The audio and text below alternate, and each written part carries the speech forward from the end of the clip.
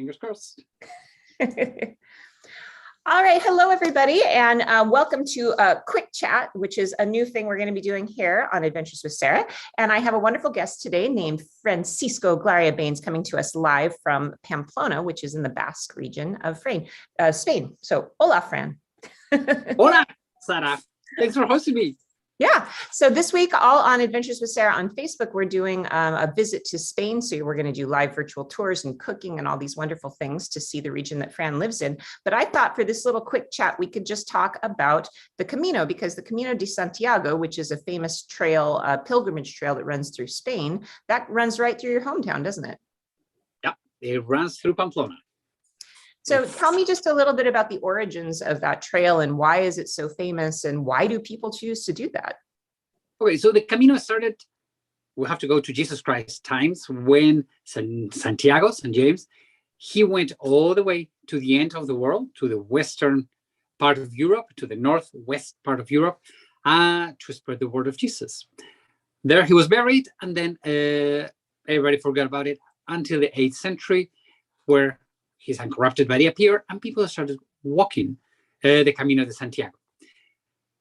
Millions and millions of people, centuries going in, everybody would go to the Camino de Santiago. So it's a huge thing. For many centuries, it was a Roman Catholic thing. It was only for Catholics, and it was. But the thing is that, especially in the 20th century, at the beginning of the 20th century, it was a very difficult moment to walk the Camino because obviously we have World War I, we have Spanish Civil War, and we have World War II. So there was no way to walk the whole thing. So it went down, and by the second half of the 20th century, it had a reboost, and everybody's wanting to do it, thanks to Jean Paul II, who walked, well, he did it by car, the Camino de Santiago. The thing is that today, this Camino is not anymore a Catholic thing. It's a spiritual thing. It's the official Camino, or the Camino that is World Heritage Camino. It is 600 miles. It takes about 35 days to walk it. And it's more a spiritual thing. It's a thing of reconnecting with yourself, with nature, with your ancestors, with everything. So it's really an amazing, amazing thing that has changed. The north of Spain has changed the lives of many, many people. So tell me then, please correct me if I'm wrong, but in the medieval ages, let's say 500 years ago, if you did the Camino, part of the purpose of that is if you reached Santiago di Compostela, you got an indulgence, is that right? Yes. Yeah. You start from zero. Explain what that is. So, well, you have to think that at this moment we have, when it started, we had Charlemagne. Charlemagne on the 8th century, the big Christian emperor. Everybody's Christian. Perfect. Great. Sorry. What's the deal? Here in Spain, at that moment, we are invaded by the Muslims. So Charlemagne is very afraid that the Moors are going to cross into Europe and conquer all Europe. So the Camino got a lot of power. So how did, in Middle Ages, you have to think that the Moors, they were in Spain from the year 711 until 1492. So all of those years, it was like, okay, let's not let them cross into Europe because they will invade. So what the Camino did is it stopped that. And the best way to convince people to walk the Camino is, okay, if you walk the Camino, all the way at the end, they will give you a paper saying that you have walked it and you are clean. You have no sins. All you have done in your life is clean. Plus, there was an extra plus to it. If you took that paper back home, obviously, Middle Ages, normal people, we were not allowed to have land. Well, if you walk the Camino, in some countries, your boss had to give you land. So everybody went crazy. It's like, okay, this is the only way I can get land for my family. I'm going to walk the Camino back and forth.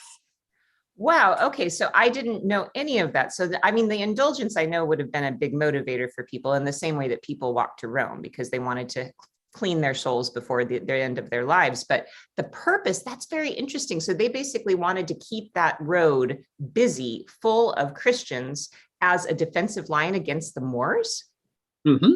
Well, in fact, the Camino de Santiago divides Spain into cultural sites. From the Camino to the south, all the way to Cadiz, all the way to the south of Spain, we have 700 years of Muslim heritage. From the Camino to the north, we don't. So we have two very big different cultures. From the Camino to the south, for example, it's a patriarchy. From the Camino to the north, it's a matriarchy. From the Camino to the south, everybody's super welcome and super, that Muslim way to embrace foreigners. From the Camino to the north, we do not have that welcoming character. Let's put it that way. Not that we're bad people, but hey. It's more reserved. That's what it is. It's more reserved versus the kind of gregarious Mediterranean quality of the South, right? There you go. That's a perfect way to explain it. That's diplomatic. So if somebody is planning to walk the Camino, I know a lot of people have that in their heads that that's on their bucket list if that's something they really want to do. How can you go about doing that? I mean, and of course, not everybody can commit to doing 600 miles. So a couple of questions I have is, how hard is it? And how many days do you think you could commit to really get a taste of what that experience is? How hard it is if you do it from the beginning? Hard, very hard. Physically, mentally, emotionally, it's exhausting. Okay. In fact, a lot of people, they walk, and I'm not kidding, they walk the Camino to lose weight. Yes. Wow. And they say it. It's like, I'm going to lose weight in the Camino. Okay, fine. So physically, it's challenging. If you walk it, it's about 35 days. But you can bicycle it and do it in 15 days. Yeah. So that's okay. That's good. If you don't want to walk the whole thing, right, you can walk the last 100 kilometers. Okay, and that will give you also the indulgence. But personally, I think you don't do the whole internal pilgrimage. Okay, so and then there are thousands of companies that you can walk, and they would carry your backpack and drop it in the next city. And so there are many ways you can do it easier than in the Middle Ages. They did it much more hard. And if you do it by car, then you have to, I think, in a week, you can do it. So that's all you would need to do 1 week and have a lot of fun. It's really amazing. You don't get indulgence, right? No, but you get to learn a lot about the Spanish wines, which, hey, it's good enough for me. We'll bless ourselves with wine. That sounds like a good plan. So anywhere between 35 days on foot, 15 days on a bike, and a week in a car. So let's just go with a more modern version and say we go in a car. So what are the places that you would stop at along the way if you're going to spend a whole week doing it? So if you start from the very beginning, day one has to be either Saint-Jean-de-Luz in the border of France by the ocean. That is the first route of the Camino, and walk a little bit in the coast, or go to the official starting point, which is Saint-Jean-Pied-de-Port, right? Which is on the French side. Go there, spend the day, drive up the Pyrenees, down the Pyrenees, gorgeous sight, and come all the way to my hometown, Pamplona. Rest in Pamplona, and next day you can drive all the way to Burgos. Maybe make a little stop in the middle to visit a couple of wineries, because you're going to be crossing La Rioja wine region. Oh, yeah. So might as well stop a little bit there, maybe stop one day in La Rioja and then go to Burgos.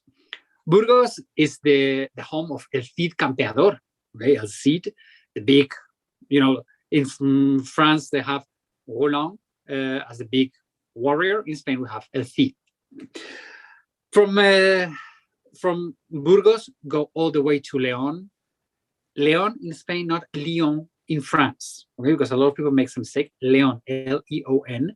Okay. And it's the most beautiful Gothic cathedral in Spain. And then drive all the way to Santiago de Compostela, the end of the Camino. Okay? That is the big cities, everything. And then if you have one extra day, drive your way all the way to Finisterre. Finisterre is the end, Finisterrum, the end of the land. It is the end of Europe. It is the farthest place in Europe. From that point on, there was only water. There was absolutely nothing else. Wow. So that is the perfect tour of the Camino de Santiago. That sounds like a really nice trip and a nice kind of concise amount. What if you had just a few days and you wanted to try walking it? What section would you walk? What a lot of people do is they say, okay, this year, if I only have 5 days and I plan to do the whole thing, you can do it in different years. You chip away at it. So So you go, same cities as kind of reference points, but you just do it in chunks, in years. in chunks.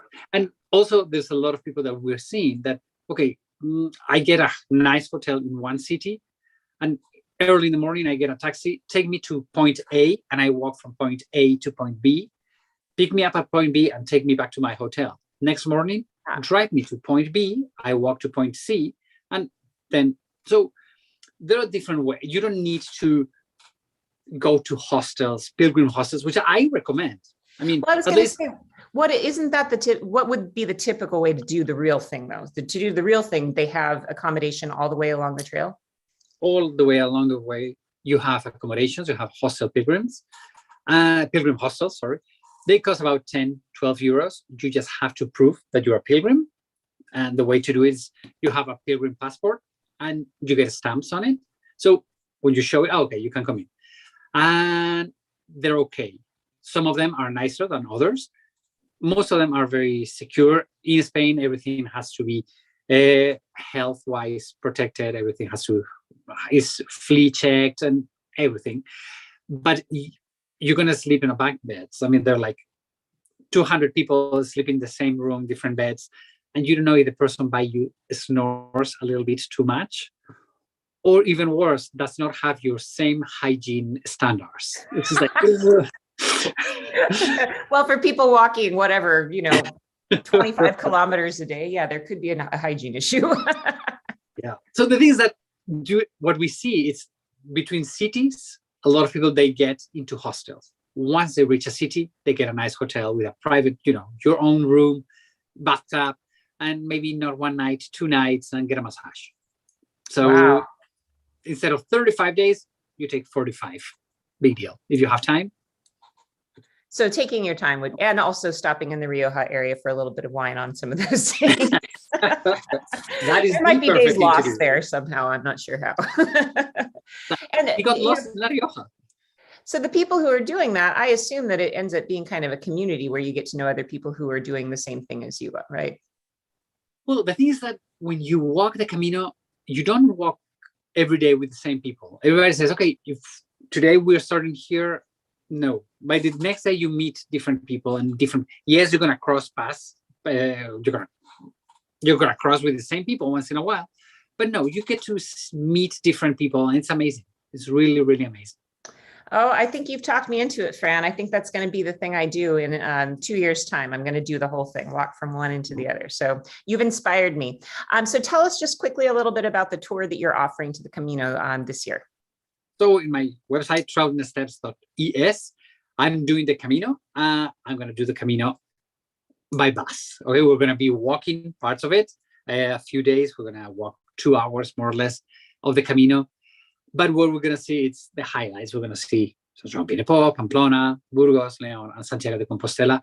And we're going to spend 1 day in La Rioja wine region.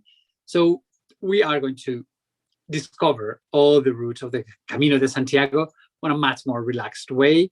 It's doable for almost everybody. I mean, if you can walk a couple of hours, yes, sometimes maybe a little bit uphill, but not big deals.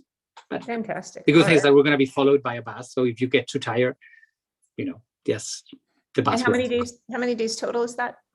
So, for example, it's 9 days. So